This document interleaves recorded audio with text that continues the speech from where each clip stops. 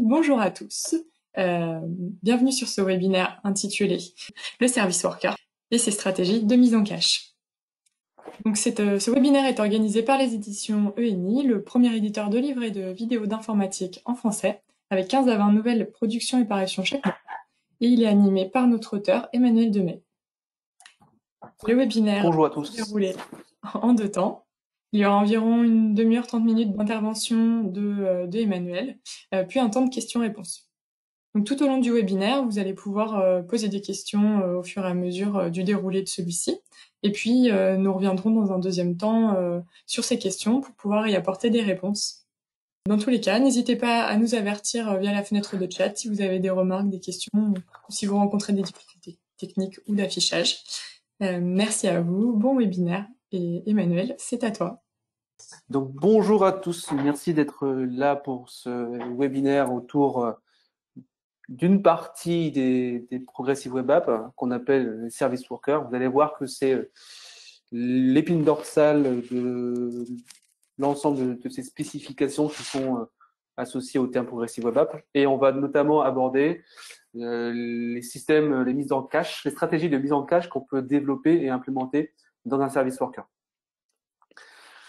Alors, pour me présenter, je m'appelle Emmanuel Demey, je suis consultant indépendant depuis peu de temps. J'ai fait 10 années dans des cabinets de conseil en France, spécialisé dans les technologies web de manière générale, du framework JavaScript à l'accessibilité en passant par les Progressive Web Apps. Donc, l'ensemble du domaine web m'intéresse énormément. Je fais du conseil, du développement et je donne également pas mal de formations sur ces sujets-là. Donc, je pense que c'était en septembre de l'année dernière, 2019, j'ai recontacté les éditions ENI pour un projet qu'on avait en tête depuis quelques années, qui est un livre sur les Progressive Web Apps. Et donc, ce livre, qui est mon premier ouvrage, est sorti mi-août. Et donc, on va parler pendant ce webinaire de, grosso modo, une partie de ce livre concernant le service worker. Vous pouvez me suivre sur Twitter. Mon handle Twitter est très simple. Et en fin de présentation, j'ai également mis mon email. Si vous avez des questions techniques ou autres, n'hésitez pas du tout. Alors, je ne sais pas si quand vous voyez ces screenshots, ces photos d'applications Twitter, vous vous dites sûrement, bah, ça c'est une application native, c'est une application développée soit pour Android, soit pour Apple, parce qu'on n'a pas les contrôles qui correspondent à un navigateur web, on n'a pas la barre d'URL, on n'a pas le menu pour ajouter un nouvel onglet, ce genre de choses. Mais en fait, cette application, c'est une application web. C'est pas une application web packagée dans une application native, comme on pouvait le faire il y a quelques temps. C'est vraiment une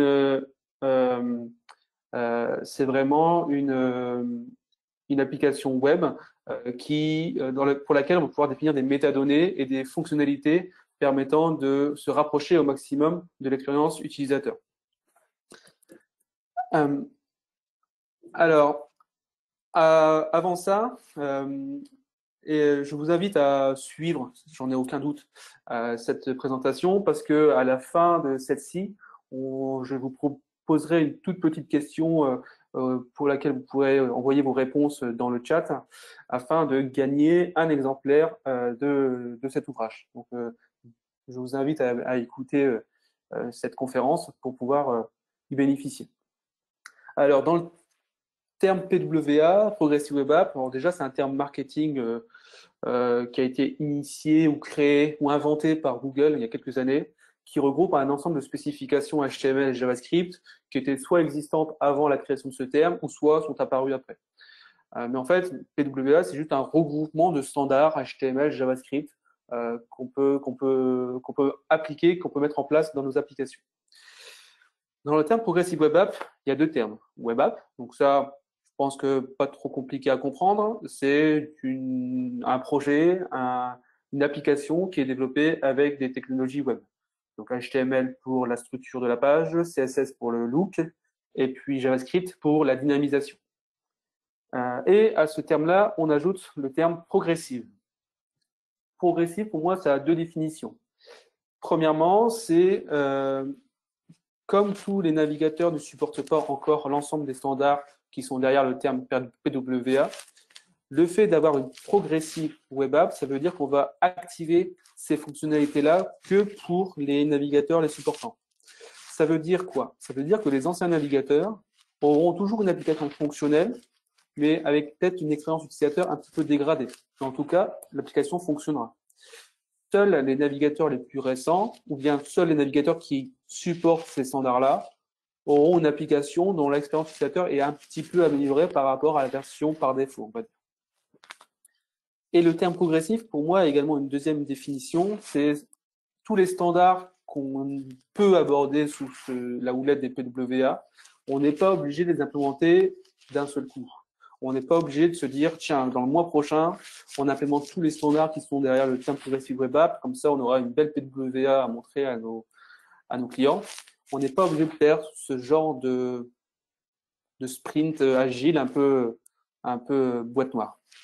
Ce qu'on peut faire, c'est on peut activer ces fonctionnalités-là au fur et à mesure. Peut-être que au début d'un sprint, on peut dire je vais mettre en place le service worker. 2 mois après, je peux implémenter une autre fonctionnalité, des notifications par exemple. 3 mois après, je peux appliquer autre chose. Je suis pas obligé de tout appliquer d'un seul coup. Donc voilà, on peut étaler ça dans le temps sans aucun souci. Alors, derrière le terme Progressive Web App, il y a plein d'API. Là, je n'ai pas tout mis parce que je pense qu'une seule slide n'était pas suffisante. Il y a certaines API qui existaient déjà avant ce terme-là. Hein. Grosso modo, c'est toutes les API qui permettent d'améliorer l'expérience utilisateur d'une application web ou mobile afin de se rapprocher au maximum d'une application native qui serait développée soit en Java Kotlin pour Android, soit iOS, Objective-C et Swift pour iOS, pardon. Donc, derrière ce terme PWA, tous les navigateurs du marché travaillent sur des spécifications. On peut parler par exemple du service worker qu'on va aborder aujourd'hui, le manifeste qui est un fichier de configuration permettant de définir les métadonnées d'une application. On peut faire des notifications, un peu comme en natif. Un serveur central peut pusher des notifications à différents utilisateurs pour recevoir de l'information, pour inviter l'utilisateur à revenir sur l'application. On peut stocker des données dans une base relationnelle, une base NoSQL en mémoire dans le navigateur qui s'appelle IndexDB. On a HTTP2 ou HTTP3, les nouvelles versions du protocole HTTP qui apportent des améliorations en termes de performance. On a la cache API qu'on abordera tout à l'heure. Voilà, il y a énormément de fonctionnalités qui gravitent autour du terme PWA et les deux qu'on va aborder spécifiquement aujourd'hui, c'est la cache API et le service worker. Je me suis trompé de flèche. Alors, la cache API, c'est un objet qui est disponible dans les navigateurs permettant de mettre en cache des requêtes HTTP. Donc, il faut voir ça comme alors, je vais parler un terme anglais, je ne vais pas trouver le terme français, mais une HMAP, grosso modo, dans lequel la clé sera la requête que je souhaite sauvegarder et la valeur sera la réponse HTTP associée.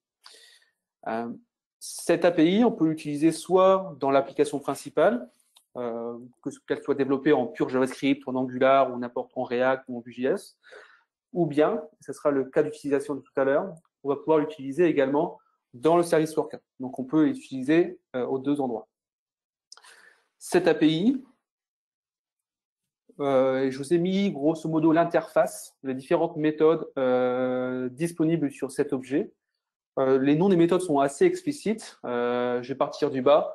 Je peux supprimer une requête du cache, je peux en ajouter via la méthode put. Je peux appeler les méthodes add ou add all.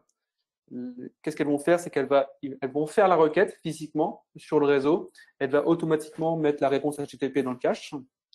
Et match all, grosso modo, ça va vérifier est-ce que dans le cache, est-ce que j'ai une entrée pour la requête que je te passe en paramètre. Donc la signature est assez logique. On a toujours la requête en premier paramètre Et éventuellement, si c'est une écriture, on a la réponse en deuxième paramètre, comme pour la méthode put. Donc, en fait, ces 6 méthodes, hein, c'est ces 6 méthodes-là qu'on va utiliser lorsqu'on va vouloir implémenter un service worker et notamment développer, implémenter les différentes stratégies de mise en cache. Alors, le service worker, je vous avoue que la première fois que j'ai entendu ce terme-là, il y a 4-5 ans, je me suis dit, c'est un mot un peu barbare. Mais en fait, quand on commence à s'intéresser sur le sujet, même si il peut y avoir des petites astuces, des petits trucs, des petits problèmes qui pourraient arriver si on ne fait pas trop attention, un service worker, il faut vraiment voir ça comme un proxy. Donc, grosso modo, c'est un fichier JavaScript. À chaque fois que mon navigateur va envoyer une requête, ce fichier JavaScript va intercepter cette requête, va pouvoir faire des traitements dessus, quel qu'il soit. Il va pouvoir mettre en cache, il va pouvoir modifier la requête, il va pouvoir faire la vraie requête sur le réseau. Bref, on va écrire du JavaScript, donc on peut faire un peu ce qu'on veut. Et une fois que le traitement de la requête est terminé et qu'on a la réponse qui est disponible, on va retourner la réponse à l'application. Donc, il faut vraiment voir ça comme un proxy qui se situe entre l'application principale et puis l'extérieur, on va dire. Quand j'ai indiqué que toutes les requêtes passaient par ce service worker, c'est vraiment toutes les requêtes. Ce n'est pas que les requêtes qui sont envoyées par votre application à la main pour aller récupérer des données depuis une API. C'est vraiment toutes les requêtes. Donc, en effet, c'est les requêtes d'API, mais ça peut être les images de votre application, ça peut être les ressources statiques, le JavaScript, le CSS ou n'importe quoi, les fontes, la typographie. C'est vraiment toutes les requêtes.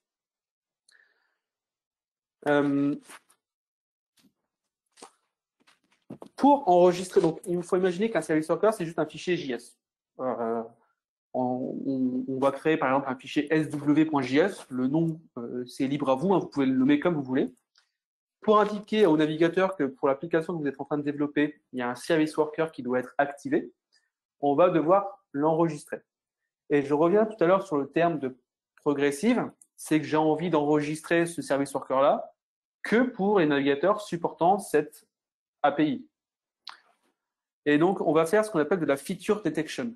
On va vérifier que cette fonctionnalité existe et si c'est le cas, on fait le traitement souhaité. Si ce n'est pas le cas, on ne fait rien, mais en tout cas, l'application sera toujours fonctionnelle, mais peut-être dégradée.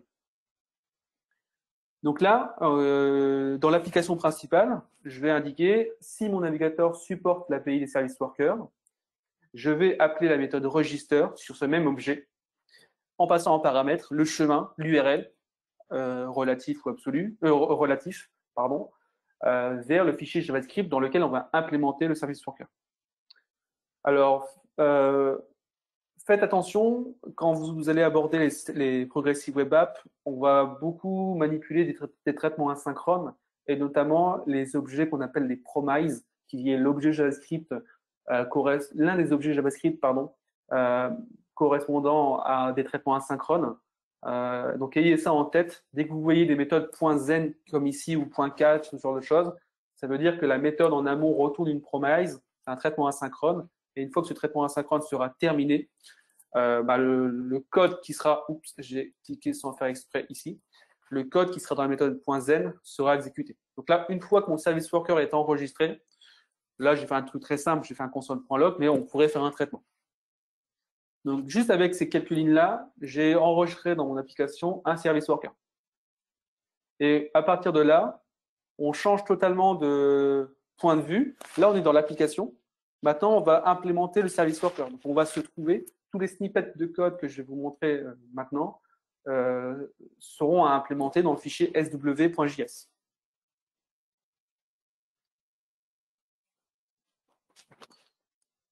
Pour implémenter un service worker, dans ce fichier sw.js, on va écouter des événements. Donc, les 3 événements les plus importants pour un service worker, c'est install, fetch et activate. Il y en a d'autres. Il y en a pour recevoir des notifications, par exemple. Il y en a pour faire de la synchronisation en tâche de fond. On en parlera rapidement tout à l'heure. Donc, c'est d'autres événements à écouter. Là, on en écoute 3 des principaux pour pouvoir mettre en cache certaines données, certaines ressources statiques. Donc, l'événement install, bah, c'est quand mon service worker est enregistré pour la première fois. Donc, quand j'ai appelé la méthode register tout à l'heure, bah, il y a l'événement install qui est émis et donc la fonction que je passe en paramètre sera exécutée. La méthode fetch, c'est quand il y a une requête qui est envoyée. Donc, grosso modo, c'est le proxy dont j'ai parlé tout à l'heure. J'ai une requête qui part.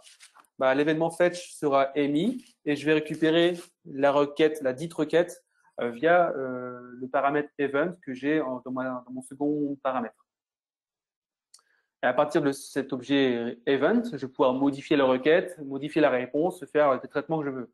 Vous allez voir ça tout à l'heure. Et enfin, le dernier événement, pardon, c'est activate. Alors ça, c'est un peu spécial comme événement, on va dire. La chose à retenir, c'est qu'un service worker, son cycle de vie, en tout cas, c'est pas du tout le même cycle de vie qu'un fichier JavaScript, on va dire banal, entre guillemets. Un fichier JavaScript d'une application, je lance mon navigateur, mon fichier JavaScript s'exécute. Si je ferme mon onglet, bah, mon code JavaScript n'existe plus. Il n'y a plus rien qui s'exécute. Pour un service worker, c'est totalement différent. Lorsque je vais lancer mon application et lorsque mon service worker est enregistré pour la première fois, si je ferme, donc mon fichier JavaScript, mon sw.js sera actif. Si je ferme mon onglet, si je envahis mon téléphone, si je ferme Chrome ou n'importe quel browser, le service worker, lui, reste toujours actif en background, en tâche de fond. Donc, pour éviter que, imaginons, j'ai mon application que j'ai déployée hier. Donc, il y a une certaine version de mon service worker qui est actif à l'instant T. Aujourd'hui, on est quel jour aujourd'hui? On est jeudi, je crois. Ouais, c'est ça. Je refais un nouveau déploiement. Peut-être que mon service worker il a été modifié, peut-être que les ressources statiques de mon application ont été modifiées également. Et donc, si je fais un nouveau déploiement et si mes utilisateurs vont sur cette nouvelle version de mon site, ils auront 2 versions du service worker différents actifs à l'instant T. Et donc, ça, c'est interdit. L'une des contraintes, c'est que pour qu'un service worker soit actif, c'est-à-dire le nouveau service worker que je viens de déployer, il faut que tous les onglets de ma PWA qui éventuellement sont ouverts à l'instant T soient fermés dans mon navigateur. Et c'est seulement à ce moment-là, quand la V1, mon service worker, n'est plus actif, c'est à ce moment-là que le service worker V2 sera utilisé. Donc c'est à ce moment-là que l'événement activate sera exécuté. C'est lorsque vraiment le service worker il est vraiment utilisé par mon navigateur. Alors là, j'ai indiqué que il fallait que tous les onglets soient physiquement fermés par l'utilisateur. Bien évidemment, il y a des techniques en JavaScript. Vous pouvez afficher une pop-up à votre utilisateur pour dire attention, il y a une nouvelle version du service worker, rafraîchis-moi la page, et ça fait le même traitement. Mais de base, il faut que, grosso modo, qu'il n'y ait plus de service worker de l'ancienne version qui soit encore actif pour que la V2 soit utilisable. Donc là, on a 3 événements. Install, lorsque mon service worker est enregistré, fetch quand il y a une requête qui part, et activate quand vraiment le service worker qu'on est en train de développer il est vraiment utilisé par mon navigateur. La première chose qu'on va mettre en place, c'est l'App Shell. Alors, on va donner l'impression à nos utilisateurs que notre application se charge rapidement. Pour cela, on va mettre en cache les ressources statiques, c'est-à-dire l'HTML, CSS, éventuellement la police de caractères, éventuellement l'image principale, le logo de l'application. On va pas mettre en cache les données. On va juste vraiment la structure du site. Donc, on donne l'impression que l'application se charge rapidement parce que les données seront déjà sur le téléphone de l'utilisateur. Bien évidemment, si ensuite l'API prend du temps à répondre, bah, l'avantage de mettre en cache les ressources statiques va être un petit peu perdu à cause de la lenteur de l'API. Mais bon, on verra ça juste après. Donc, pour mettre en cache les ressources statiques de l'application, on va implémenter les 3 événements qu'on a vus tout à l'heure. Donc, une fois que mon service worker est enregistré, il y a l'événement install qui est émis, et c'est dans cet événement install qu'on va mettre en cache via la cache API l'ensemble des ressources statiques de notre application. Et ensuite, on verra la méthode fetch pour pouvoir faire le traitement comme il va mieux. Comme, là, vous voyez un exemple de code. Je suis dans le service worker. Je définis un tableau de ressources statiques. Ça, bien évidemment, c'est pas à vous à le coder à la main. Il y a des outils dans nos outils de développeurs front. Il y a des outils qui peuvent nous aider sur ce sujet-là. En tout cas, j'ai une liste de ressources statiques. J'ai une feuille de style, un JS et puis la page principale. Et j'indique dans la phase d'installation, vous voyez qu'il y a beaucoup de méthodes .zen et tout ça. C'est vraiment du traitement asynchrone. J'ouvre le cache que j'appelle cache 1. Bon, je peux avoir plusieurs caches différents si je veux un peu découper mon cache en différents blocs, ça serait possible. Donc, j'ouvre le cache que j'ai nommé tout en haut. Et ensuite, une fois qu'il est ouvert, j'ajoute, grâce à la méthode add-all, tous les fichiers que j'ai définis au préalable. Donc, je le fais de la méthode add-all. Ça va envoyer la requête au serveur. Et une fois que le serveur a répondu avec le contenu du fichier style.css, script.js et la page principale, il va me le mettre physiquement en cache dans le navigateur de l'utilisateur. Donc là, c'est bien, on a les données en cache, mais pour l'instant, on ne les utilise pas. On va les utiliser juste après. Comme on peut avoir plusieurs caches, comme on peut versionner un cache, notamment quand on va mettre à jour les versions de nos applications, quand on va faire des nouveaux déploiements, il ne faut pas oublier que lorsque mon service worker, le dernier que je viens de déployer, est actif, d'éventuellement supprimer les anciens caches qui ne sont plus nécessaires. Pourquoi? C'est parce qu'un navigateur alloue une taille maximale sur le disque alloué par nom de domaine. Et donc, si on atteint une limite, c'est le navigateur qui prendra la charge de supprimer les données en cache de certains sites qui sont les moins utilisés. Donc, pour éviter d'arriver à ce point-là, vous pouvez avoir comme bonne pratique, à chaque fois qu'un service worker est activé, de supprimer les anciens caches qui ne sont plus nécessaires. Donc là, ce qu'on fait, c'est je récupère toutes les genres. Je pense que vous ne voyez pas ma souris avec GoToWebinar. Cache.keys, je récupère tous les noms de caches que j'aurais créés. Et dans le méthode.zen, je vérifie, tiens, est-ce que le cache correspond au cache que je suis en train d'utiliser? Si ce n'est pas le cas, j'appelle la méthode delete pour le supprimer. Donc là, grosso modo, c'est juste une méthode utilitaire. C'est pas par défaut. Il faut l'ajouter dans votre service worker pour que ça fonctionne. Donc là, c'est bien. On a mis en cache. On a fait l'étape finale pour supprimer ce qui n'était plus nécessaire. Maintenant, il faudrait bien utiliser ce cache-là. Et vient maintenant le moment d'écouter la méthode fetch. Donc là, qu'est-ce qu'on indique? À chaque fois qu'il y a une requête qui arrive, au lieu de faire le vrai traitement, je vais répondre avec les 3 lignes que vous voyez ici, un fonctionnement un peu à moi. C'est moi qui ai implémenté cette stratégie-là. À quoi elle correspond? J'indique, est-ce que dans mon cache, est-ce que j'ai une entrée correspondant à la requête qui est en cours d'émission, que je viens d'intercepter, grosso modo. Cette méthode .match, c'est un traitement asynchrone. Qui dit traitement asynchrone dit méthode .zen juste après. Et dans cette méthode .zen, en paramètre, j'aurai soit la réponse qui était en cache pour la requête qui est en cours d'exécution, soit undefined si elle n'est pas définie. Donc là, grâce à cette information-là, la dernière ligne de code que je dois faire, c'est je retourne soit la réponse, si elle est définie.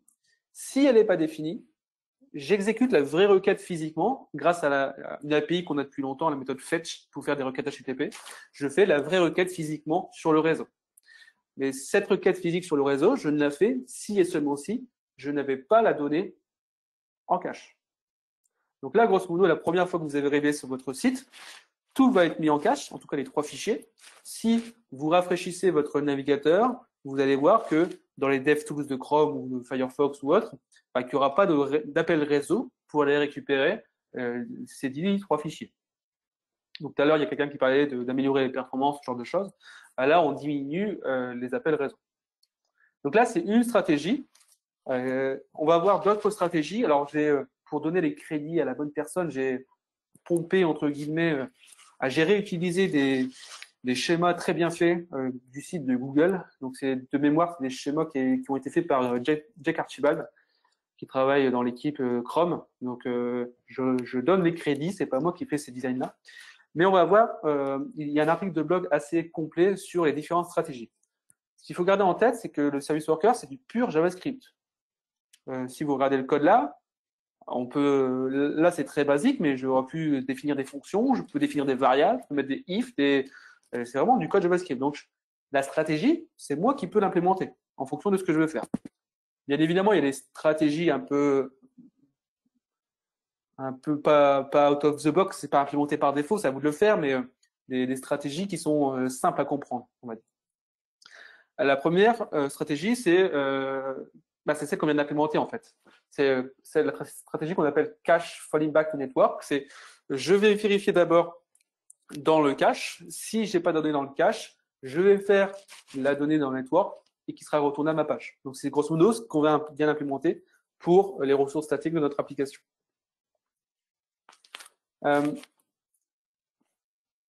Ensuite, je vais vous montrer rapidement les différentes stratégies. Network only, là, ça veut dire que je passe pas du tout par le cache, je fais tout le temps la requête sur le réseau. Donc là, ça peut être en fonction de la donnée que vous voulez mettre en cache. Est-ce que c'est une donnée qui change souvent? Est-ce que c'est une donnée qui doit absolument être récupérée d'une network? Parce que si vous la récupérez pas d'une network, il peut y avoir des contraintes de validité ou de problème de concurrence, ce genre de choses. Donc, vous pouvez dire, par exemple, pour un pattern d'URL, toutes ces requêtes dont l'URL correspond à ce pattern-là, au lieu d'utiliser la stratégie précédente ou l'une des suivantes, tu utilises la stratégie network only. Donc, c'est à vous de le faire avec des conditions if pour implémenter ce genre de pattern. Donc là, rien de plus simple, pas de cache, rien du tout. Je fais ma requête fetch. Et puis, mon événement fetch est émis, pardon, et je réponds avec la vraie requête qui est envoyée physiquement. Donc là, grosso modo, notre service worker fait juste passe plat. Il fait rien du tout, quoi. Il manipule même pas la requête. Je pourrais, mais il manipule même pas la requête. Il la réceptionne et il la réenvoie telle quelle. Une autre stratégie, ça, je prends l'habitude comme cas d'utilisation Twitter. Twitter, je ne sais pas si vous avez déjà vu, mais quand vous ouvrez Twitter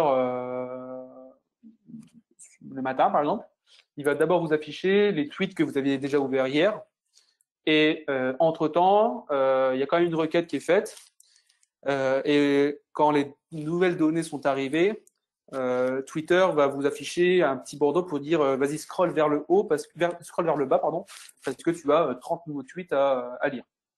C'est à peu près le même principe, je trouve. C'est que dans mon service worker, éventuellement pour un certain type d'URL, au lieu d'abord faire le cache plus network ou ne faire que network, là, ce que je vais faire, c'est que je vais faire les deux. Je vais faire les deux. Et c'est le plus rapide qui répond qui gagne, grosso modo. Donc, bien évidemment, la première fois que je vais sur mon site, comme j'ai rien en cache, en tout cas, éventuellement, l'URL pour récupérer des données, si je prends l'exemple de Twitter, j'ai rien en cache pour l'instant, donc c'est le réseau qui va faire la requête et qui va me retourner la donnée. Et ce qui est intéressant avec ça, c'est qu'une fois que j'ai cette donnée qui a été récupérée, je peux la mettre en cache a posteriori. Comme ça, la deuxième fois que je vais revenir sur le site, c'est pas le network qui va répondre tout de suite, c'est le cache parce que j'avais mis en amont la donnée pour un usage ultérieur. Et ce qui est intéressant, c'est que si vous n'avez pas de connexion, si vous n'avez pas de réseau, si vous ouvrez votre application Twitter, comme vous avez mis en cache au préalable les derniers tweets que vous avez récupérés, votre application Twitter va se lancer et vous allez pouvoir continuer votre lecture. Vous n'allez pas pouvoir tout faire, mais au moins vous allez pouvoir continuer votre lecture. Et donc, comment on fait ça en JavaScript, depuis peu, on peut passer un tableau de promesses et c'est le premier traitement asynchrone qui se termine, c'est le premier traitement asynchrone qui se termine, qui gagne grosso modo pour ce traitement. Bon là, ce qui est un peu bizarre, c'est que soit je retourne cache.match, soit je retourne fetch, mais à aucun moment je ne mets en cache la donnée qui a été retournée par la méthode fetch. Ça veut dire que si je retourne une deuxième fois sur mon site, bah, en effet, j'ai récupéré tout à l'heure depuis le réseau, mais là, je ne l'avais pas mis en cache, donc c'est encore une fois la méthode fetch qui va gagner. Mais comme je l'ai indiqué, on est du pur JavaScript. Donc, dans la méthode fetch, je peux rajouter un point zen, parce que c'est un traitement asynchrone. Dans ce point zen, rien ne m'empêche d'appeler la cache API pour dire, OK, tiens, je viens de recevoir la réponse, ajoute-moi, fais un cache.put pour mettre en cache la donnée que je viens de récupérer. Comme ça, la deuxième fois que je vais revenir, bah, c'est plus le fetch qui va gagner, c'est bien le cache qui va répondre. Mais en background, la requête sera quand même faite. Je vais récupérer les données fraîches, les nouvelles données qui vont être mises en cache pour un usage ultérieur. Donc, il faut bien garder en tête que on fait ce qu'on veut avec un service worker. Enfin, on fait ce qu'on veut. On ne peut pas tout faire, mais c'est vraiment du pur JavaScript. Là, j'ai fait des événements fetch assez simples, mais je peux avoir if event.request.passName contient tel pattern, j'applique telle stratégie. Else, if tel autre pattern, j'applique une autre stratégie. Vraiment, c'est à vous de développer ce que vous voulez mettre en place. Et ça, c'est la dernière stratégie, mais vous comprenez le principe que vous avez vraiment à la main. C'est si je veux absolument récupérer d'abord le réseau, si le réseau ne répond pas, je récupère dans le cache. Voilà, comme fallback. Donc là, le même principe. Je fais d'abord la requête. Si j'ai une erreur via la méthode .catch, je retourne éventuellement celle qui avait été mise en cache au préalable. Mais si je n'avais pas de données dans le cache, bah, j'aurais une erreur. Bah, la requête va retourner une erreur, bien évidemment.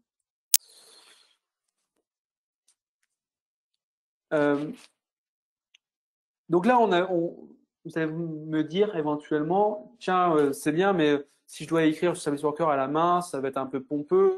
Les différentes stratégies, c'est les mêmes stratégies qu'on va utiliser sur différents sites. Comme je vais pouvoir avoir plusieurs stratégies pour différents patterns d'URL, peut-être que la lisibilité de mon Service Worker va être de pire en pire, etc., etc. Je suis tout à fait d'accord. Il y a des librairies qui vous facilitent la vie, notamment Workbox, qui vous cache un petit peu la complexité, qui vous implémente ces stratégies pour vous.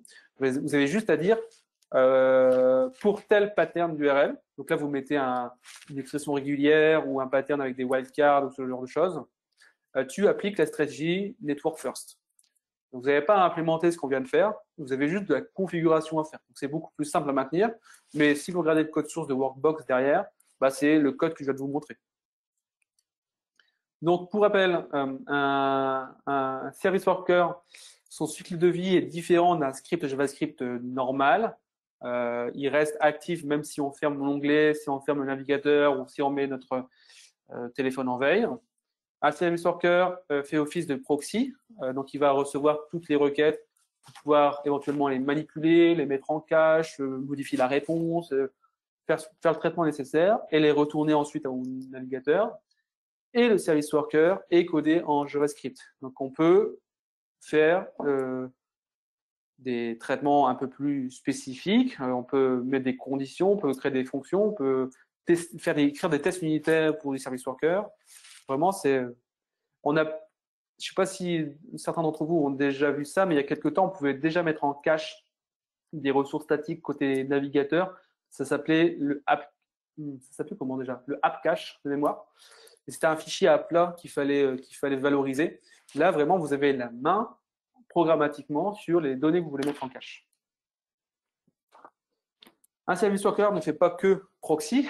Comme je l'ai indiqué tout à l'heure, il y a pas mal de choses autour, notamment les notifications. Comme le cycle de vie d'un service worker est différent, il est toujours actif, grosso modo, bah, c'est grâce à lui qu'une application va pouvoir recevoir des push messages d'un serveur pour pouvoir ensuite afficher une notification dans votre barre de notification de votre téléphone. Voilà, c'est grâce au service worker. Et background sync et periodic background sync, c'est par exemple si vous avez des traitements très importants pour votre business, je ne sais pas, moi, par exemple, poster un tweet pour Twitter, mettre un produit au panier pour un site e-commerce, et que vous n'avez pas envie que cette action critique soit perdue si l'utilisateur n'a pas de connexion, bah, vous pouvez implémenter les background sync API. Et qu'est-ce que ça va faire? C'est que au lieu d'envoyer le traitement tout de suite, côté serveur, pour dire tiens, je veux ajouter ça au panier, bah, c'est le navigateur qui va dire ok, je vais le faire, je vais le faire maintenant, si tu as du réseau, mais si tu n'as pas de réseau, c'est pas grave, je prends en charge de le réenvoyer dès que la connexion revient. Donc, imaginons que j'écris un tweet et je clique sur valider, j'ai pas de réseau, je mets mon téléphone dans ma poche, je suis dans le métro, je ressors du métro, sans déverrouiller mon téléphone, c'est le navigateur qui sera en charge de envoyer automatiquement le tweet que je viens d'écrire au serveur. Donc ça, c'est très intéressant. Il ne faut pas faire ça pour toutes les actions, mais vraiment que pour les actions critiques de votre business. Merci à tous pour votre écoute. Je reste à votre disposition pour la session questions-réponses. Pour le jeu, la petite question pour le jeu concours pour gagner un exemplaire, la question que je vous pose, et vous pouvez répondre dans le chat, ce que je ne vois pas, mais Catel me donnera les réponses, c'est quels sont les 3 événements qu'on a abordés et qu'on peut implémenter dans un service worker. Donc, on l'a vu en début de présentation. Donc, citez-moi les trois événements. Merci à tous. Merci Emmanuel. On va pouvoir continuer avec les questions en attendant que tout le monde apporte des petites réponses pour le concours. Alors, il y avait une question d'Alexandre tout à l'heure qui était: est-ce qu'il y a un TTL configurable pour l'API cache? Il n'y a pas de TTL configurable. Non. Non, mais après, est-ce que Alexandre peut expliquer dans le chat quel est le fonctionnement qu'il veut? Il n'y a pas de TTL automatique, on pourrait l'implémenter programmatiquement, mais il n'y a pas de TTL comme dans un cache HTTP où on a le header, ça on l'a pas. Pour l'instant, j'ai pas encore de retour d'Alexandre. Si tu veux, on va passer à une question suivante. Ouais. C'est en tout cas pour ta réponse. Gaël nous demande: bonjour, est-il désormais possible d'utiliser les push notifications avec un PWA sur des devices iOS? Ah, ça c'est iOS, c'est la brebis galeuse, on va dire, à Safari en tout cas. Je sais que Safari s'est amélioré sur les service workers de plus en plus. Je réfléchis. Moi, je dirais que oui, parce qu'on se base sur des. Si. Alors, pour ma part, je suis sur Android, donc je suis pas un utilisateur et un testeur d'iOS très souvent. Mais comme on se base sur des plateformes qui sont spécifiques moi, je dirais que c'est possible maintenant. Merci. Alors, une question de François: l'utilisation du cache n'expose pas à de nouveaux problèmes de sécurité. Comment gérer la sécurité du cache? Alors, t'auras pas de problème de sécurité. Alors, je suis pas un expert de sécurité, mais les éventuelles failles de sécurité sont amoindries parce que un service worker n'est activable que si ton site est servi en HTTPS. Donc, tu peux pas avoir d'attaque in the middle entre ton navigateur et les serveurs. On peut pas avoir quelqu'un qui attaque, qui modifie le service worker à la volée pour pouvoir intercepter toutes les requêtes, pour les envoyer non pas sur le serveur de destination, mais sur un autre serveur. Ça, c'est pas possible parce que le service worker n'est activable que pour une connexion sécurisée. Le cache est spécifique au nom de domaine. Donc, si j'ai 3 onglets sur 3 domaines différents, ces 3 domaines n'utilisent pas le même cache. C'est des caches différents. Voilà pour ma réponse. Alors, n'hésitez pas, si vous avez des questions, hein, c'est le moment de les poser à Emmanuel. On va pouvoir y répondre ensemble.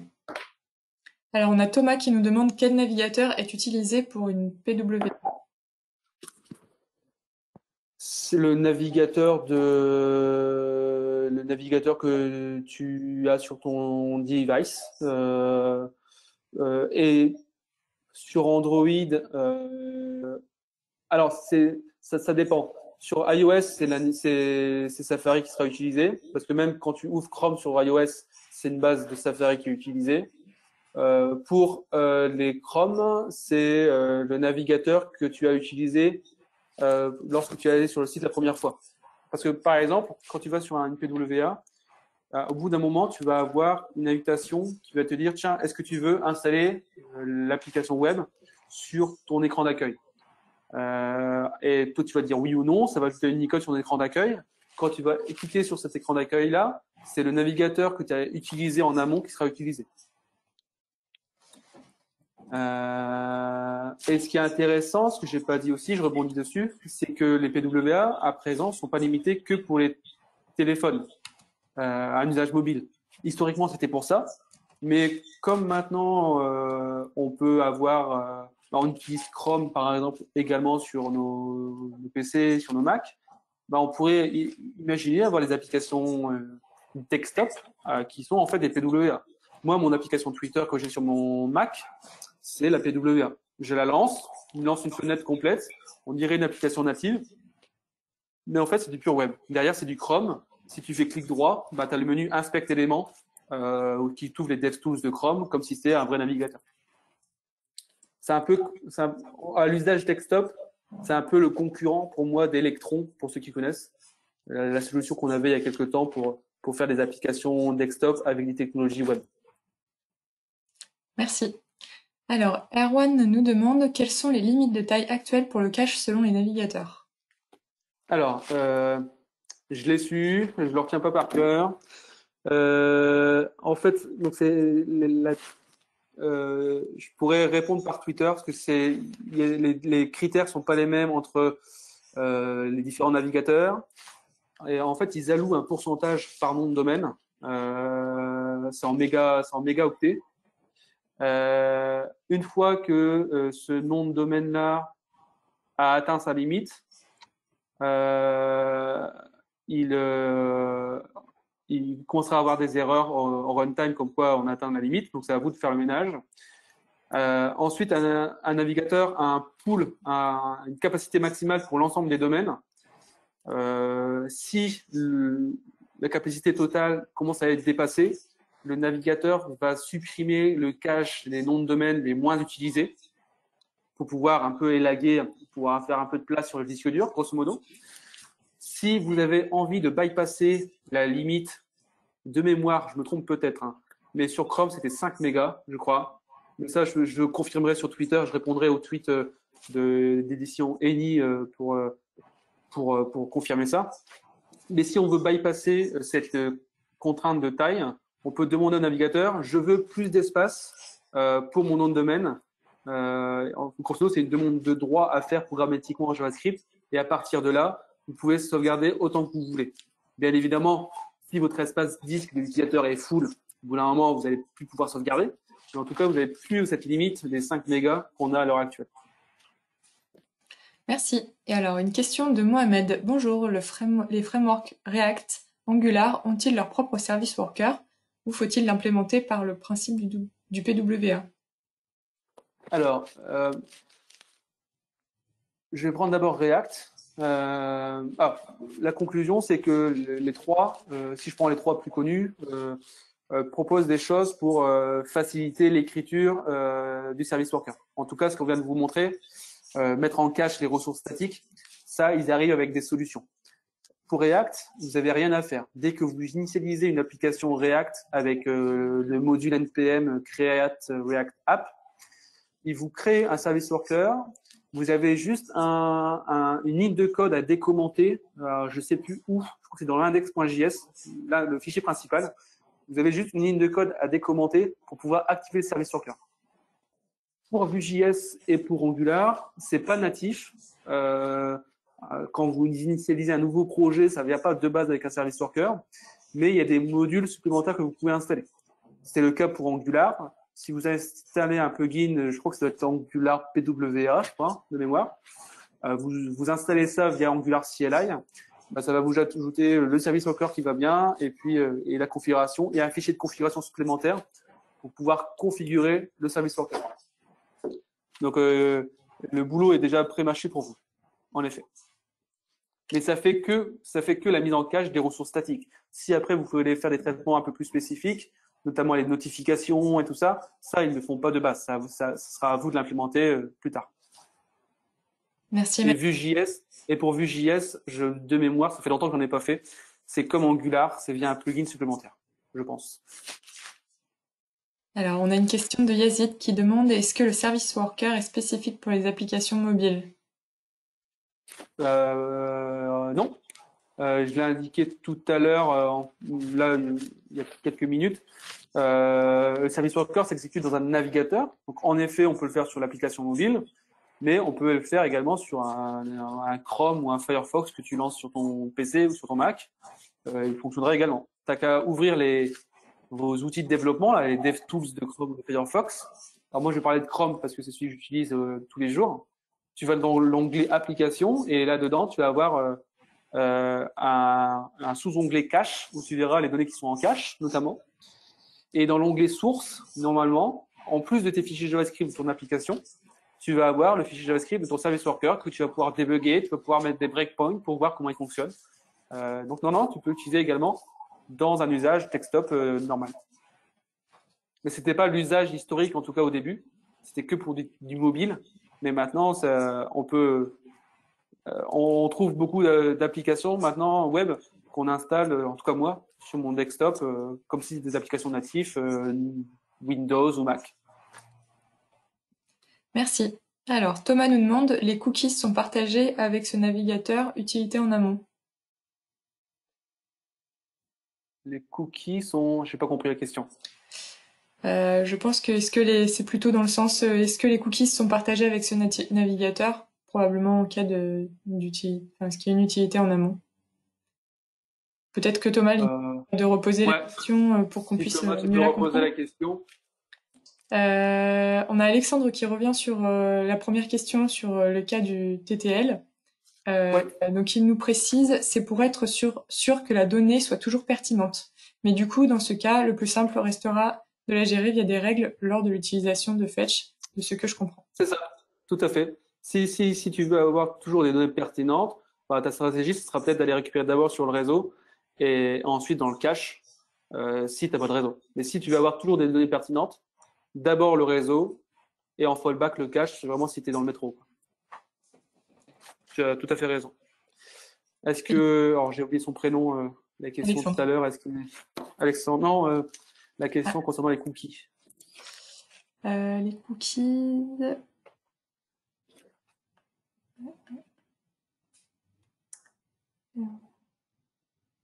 Je ne la retrouve pas. Si une requête est interceptée par... Alors, je vais peut-être répondre à côté, hein, mais n'hésite pas à reposer une question. J'ai oublié ton prénom. C'est Thomas, pour les cookies. Thomas. Sa question, c'est est-ce que les cookies sont envoyés également au serveur, même si la requête est interceptée par le service worker? Oui. Le service worker ne fait que intercepter la requête. Donc, si tu modifies pas la requête, si tu supprimes pas physiquement les cookies seront envoyés au serveur. Donc, je sais pas si ça répond à ta question. Je m'en excuse si c'est pas le cas. Merci en tout cas, Emmanuel. Alexandre nous pose une autre question. Que se passe-t-il si le navigateur crash, par exemple pour des événements background sync? Ton navigateur ne peut pas... Alors, si ton service worker crash, ton application principale ne sera pas impactée parce que c'est vraiment deux cycles de vie différents. Si ton service worker crash lors de l'installation, c'est-à-dire quand j'enregistre mon service worker pour la première fois, si dans l'événement install, il y a une erreur, ton service worker ne sera pas installé et ne sera jamais activé et donc ne sera jamais utilisé. Mais ton application sera fonctionnelle. Elle aura le fonctionnement, on va dire, dégradé, le fonctionnement normal, on va dire. Si ton background sync il plante, le navigateur va essayer de réexécuter plusieurs fois et au bout d'un moment, je ne connais plus la limite, mais il va ne plus l'exécuter pour éviter d'envoyer trop souvent. Si au bout d'un moment, au bout d'un timeout, grosso modo, ou un nombre de tentatives, si ton background sync ne fonctionne pas, il va arrêter de le faire. Mais ton application, comme elle est décorrélée de tout ça, ton application fonctionnera toujours. Mais après, c'est à toi de gérer. Après, excuse-moi, après, Alexandre, après, c'est à toi de gérer si l'action critique que tu souhaites envoyer n'a pas été envoyée pour des raisons X ou Y, bah, c'est quand même à toi de traiter programmatiquement dans ton interface graphique pour dire, tiens, tu as voulu faire ce traitement-là il y a 2 heures. Malheureusement, même si on l'a lancé en background, bah, on n'a pas pu le faire parce qu'il y a une erreur ou ce genre de choses, quoi. Donc, tu dois quand même gérer le cas où ça ne marche pas du tout, dire à l'utilisateur, bah, tiens, tu as voulu passer une commande, mais en fait, elle ne s'est pas faite parce que ça n'a pas marché. Ou si je prends l'exemple d'un site e-commerce, si tu ajoutes un produit au panier et que tu valides ton panier avec un background sync, bah, la validation que ce produit-là est encore en stock, bah, il n'est pas fait tout de suite. Il est fait quand la vraie requête sera exécutée. Donc, c'est à toi de dire, tiens, tu as voulu faire un produit, bah, dans mon interface graphique, ok, la commande a été faite, mais malheureusement, ce produit-là, entre-temps, bah, il était plus en stock, quoi. Alors, pour revenir à la question des cookies de Thomas, il a précisé donc peut-on stocker une PWA sur le store Android et le navigateur qui a servi à installer le PWA partage-t-il les cookies? Pour la deuxième question, oui. Partage les cookies, ça n'est pas de problème. Est-ce qu'on peut déployer une PWA sur les stores? Alors, 3 cas possibles. Pour un Windows, les OS basés sur Microsoft, pardon. Microsoft Store, alors je ne sais pas si c'est le bon terme, en tout cas le store de Microsoft était le premier à indexer des Progressive Web Apps sur son store. Donc en plus des applications natives qui seraient développées en C# ou autre, ils indexent également les PWA. Donc ça c'est le plus simple. Le suivant, un peu moins simple, c'est pour Android. Android, ils ont mis en place il y a maintenant 1 an la possibilité de packager des PWA dans des applications natives via pas un standard web, c'est vraiment un standard purement Android qu'on appelle les Trusted Web Activities. C'est grosso modo packager dans une activité Android mon application, mon PWA. Ça va nous permettre de générer un APK. Qui dit APK dit pouvoir déployer sur les stores. iOS, le plus compliqué. Pour l'instant, il n'y a pas de solution magique. La seule solution que moi j'ai en tête, c'est d'utiliser des outils qu'on avait depuis longtemps déjà, qui permet d'intégrer une application web dans une web view native. Donc, il y avait plusieurs possibilités dans ça. Il y avait Cordova, PhoneGap à une époque. Il y a Capacitor qui pourrait faire ça. Mais grosso modo, ça fait quoi? C'est que ça package une application web dans une web view, et cette web view, elle est packagée dans un exécutable natif. Après, une fois qu'on a le livrable, il faut s'assurer que les règles, c'est surtout pour iOS, c'est que les règles de développement et de design sont respectées. Il y a une phase de validation des applications lors du déploiement. Donc ça, c'est toujours vrai, mais c'est encore vrai, et c'est toujours vrai depuis quelques temps. Il y a une phase de validation par les stores lors de la publication d'une application. Pour ça, il faut respecter les style guides, les guides de style, je ne sais pas si c'est le bon terme en français, définis par ces stores. En tout cas, techniquement, en Microsoft, c'est natif. En Android, tu peux regarder les Trusted Web Activities. Et en iOS, il faut utiliser des anciens outils comme PhoneGap, Cordova, Capacitor ou autre. Merci. Alors, on a une question de Gaël qui nous demande, faut-il tout mettre en disque cache avec le service worker ou peut-on laisser des ressources en mémoire cache? Par exemple, jQuery.js. Tu peux la reposer, excuse-moi? Alors, faut-il tout mettre en disque cache avec le service worker ou peut-on laisser des ressources en mémoire cache? Par exemple, jQuery.js. Quand tu dis mémoire cache, est-ce que c'est le cache HTTP c'est Marie, c'est ça? C'est Gaël. Gaël, pardon. Je ne sais pas pourquoi j'appelle Marie. Qu'est-ce que tu appelles mémoire cache? Est-ce que c'est le cache HTTP? pas si... Pas plus de précision pour l'instant, on reviendra dessus peut-être tout à l'heure. Je pense que c'est ça. Ce qui intéresse, tu pourrais mettre en mémoire cache, en mémoire HTTP, des ressources statiques qui sont hébergées sur des CDN, des Content Delivery Network. Pourquoi? Bah, comme ça, tu bénéficies, tu as la même URL qui sont éventuellement utilisées par plusieurs sites. Donc peut-être que le jQuery.js, là que tu télécharges depuis un CDN pour ton application, peut-être qu'elle a été téléchargée en amont par une autre application, et donc tu vas pouvoir y bénéficier.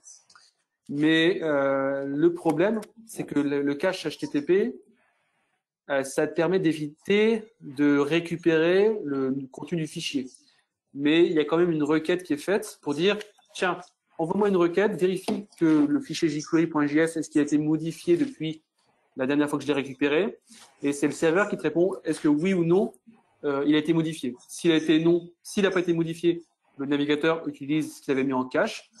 S'il a été modifié, il va le réexécuter, récupérer via sur le réseau.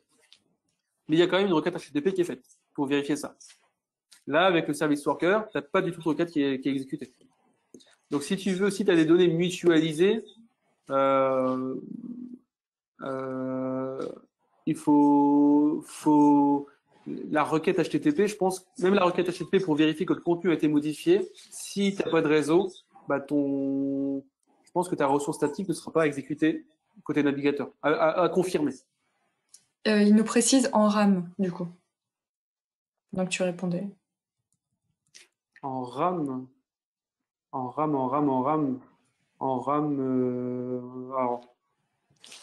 en RAM, je réfléchis, hein, mais en RAM, ça veut dire que je télécharge une fois, il s'exécute, et puis je vois pas où on peut mettre en cache en RAM. Parce qu'il y a le cache du navigateur qui se base sur les entêtes HTTP. Il y a le cache du service worker. Le cache en RAM. Je sais pas si Chloé, c'est possible, je me trompe pas.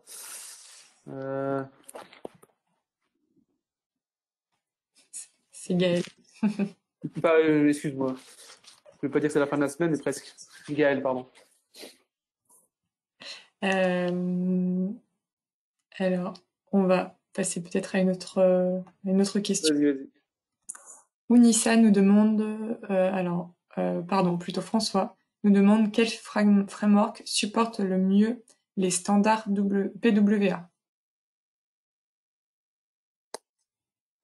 Quand on parle de framework web, je pense que c'est à peu près, c'est assez arbitraire en fait, parce que comme ces trois frameworks proposent des services workers, en fait, les Vue.js Angular, c'est sûr à 100%, il se base sur Workbox. React, je ne me souviens plus, mais c'est pas vraiment lié au framework lui-même en fait. Le framework propose juste un service worker par défaut, il va mettre en cache les ressources statiques de l'application générée et basta. Donc il y a aucune communication entre le service worker et le framework utilisé. Donc les trois supportent de la même façon ces API. Pardon. Ensuite, en Angular, alors ça fait longtemps que j'ai pas touché à Vue, mais en Angular, tu as un fichier de configuration où tu as vraiment la main sur les ressources statiques que tu veux montrer en cache, sur les stratégies que tu veux leur allouer. Est-ce que c'est la même configuration quand tu es en développement que quand tu es sur ton environnement de qualif, quand tu es sur un environnement de prod? Tu as vraiment un fichier de configuration bien complet où tu peux définir le fonctionnement de ton service worker. Quelque chose que tu n'as pas en React, ça c'est sûr. Et en Vue.js, je ne me souviens plus. Mais en tout cas, les trois supportent de la même façon. Ensuite, les autres standards qui sont derrière les PWA, les seuls qui sont utilisés directement par le framework, c'est IndexDB, mais ça, c'est pas le framework qui doit le supporter, c'est le navigateur.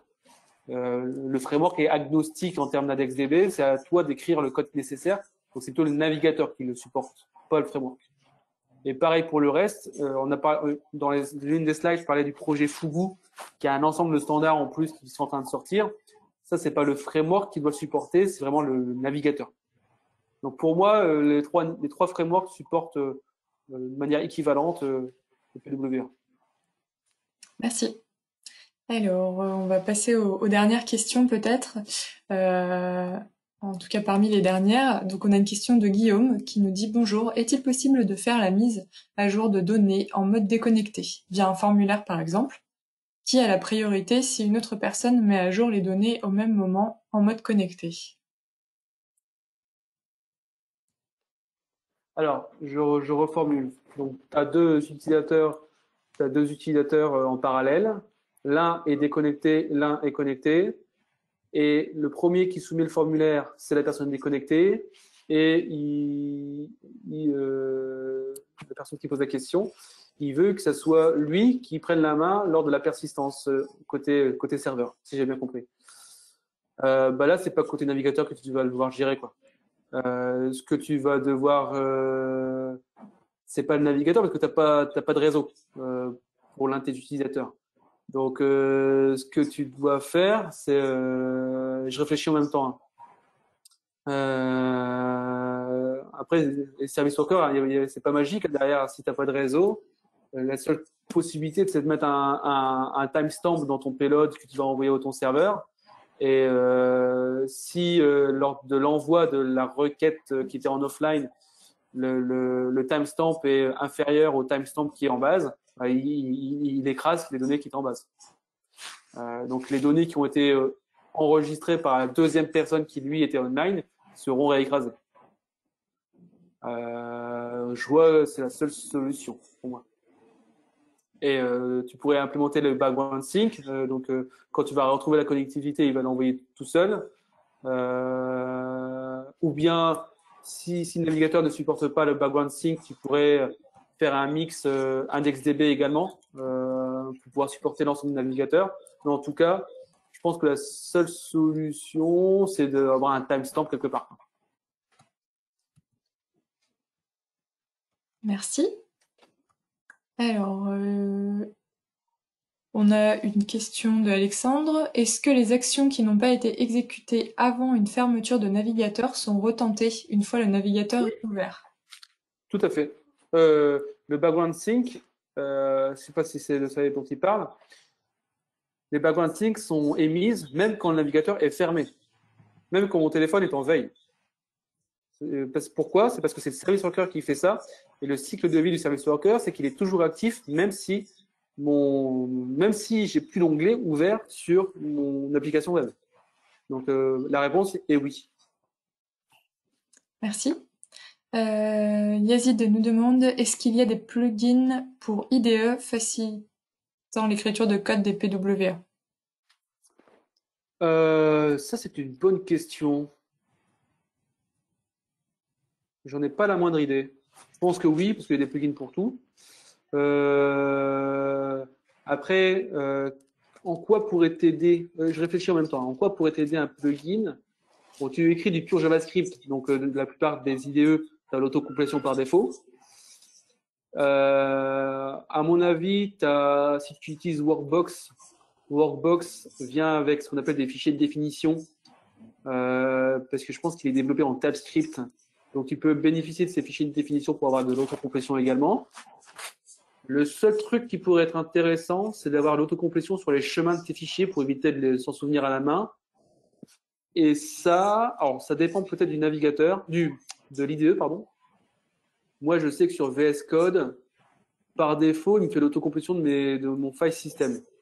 Alors, je ne sais pas si j'ai installé un plugin pour faire ça, mais quand j'ai un chemin à afficher, si je fais // par exemple, bah, il sait que c'est un chemin et il va automatiquement me lister mes fichiers en fonction de à quel niveau je me trouve dans l'arborescence des répertoires.